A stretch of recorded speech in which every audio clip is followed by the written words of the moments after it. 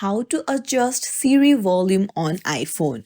Hey everyone, welcome back to the channel. If you are new here, don't forget to hit the subscribe button and turn on the notification bell to not miss any updates. There are two ways to change Siri's volume.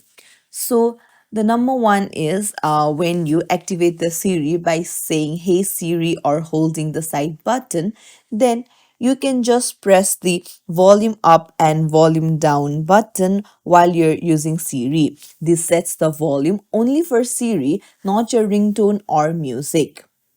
Now, another option is you can go to settings and then head over to Siri and then scroll down and then you can search for Siri responses. Tap on it and then you can see prefer silent responses, automatic, or prefer spoken responses. Now you can tap on prefer spoken responses. Now,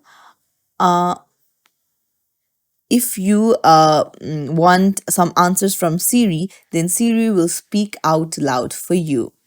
And that's it. If you found this tutorial helpful, don't forget to like and subscribe to our channel for more tips and tricks. Thank you for watching.